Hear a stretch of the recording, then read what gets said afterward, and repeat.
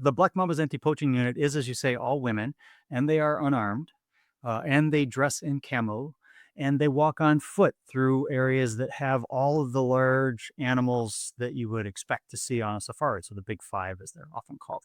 And they are one of the most inspirational groups of people I have ever had the good fortune to work with.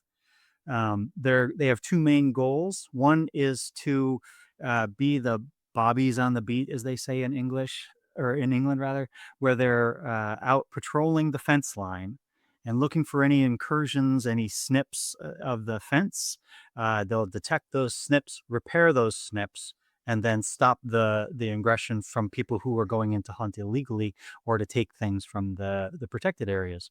Um, this is often how poaching, I don't really like the word poaching, but illegal hunting, because it stigmatizes people poaching. Illegal hunting often happens. They'll come in and they'll cut some areas, and if it's not repaired, they'll know that that area is not being patrolled, and then they'll go in. So they'll patrol the fence line. They'll take out any snares that might be there, because that's often how this hunting happens. And they will fix the fences. And if there is I won't say an altercation, but a meeting of the mambas with a poacher, it's almost always male, and they're almost always armed, of course. The women all have, everyone that I've spoke to, there's 36 of them at the moment. They all have the similar story, which is that they'll be walking down the fence line. They'll see someone come underneath it to come into the preserve. And the women wearing camos, looking amazing, being women, unarmed. Everybody knows that they're unarmed in the area. The men will see the women, and rather than getting the dreaded finger waggle, they'll turn around and they leave. Right. So they don't even want to be confronted by the women. So it's sort of like using sexism against as a weapon. So that's one of their main goals, right? And that's been super successful. They've reduced illegal hunting or poaching by upwards of 80%.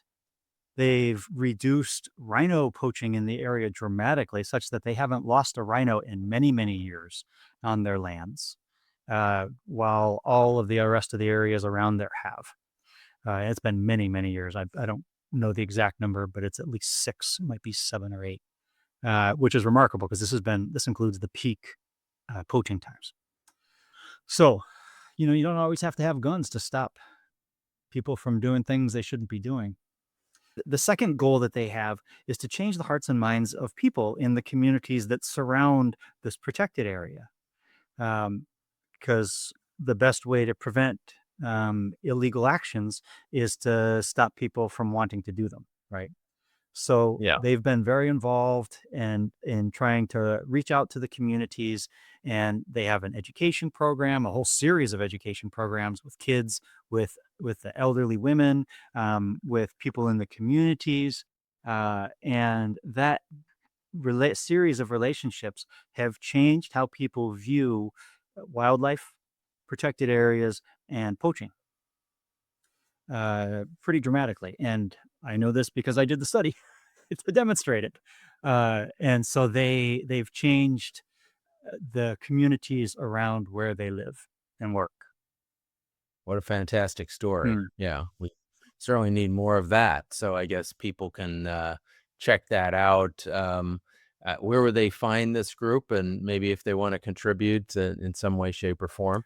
Well, they can go to just search Black Mambas online.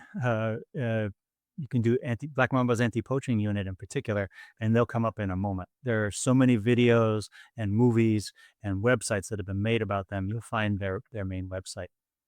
You can also come to our website at livingdesert.org, because we have been working with them since I joined here about 8 years ago. So we've got a host of stories about the work that we've been doing with them over the last decade.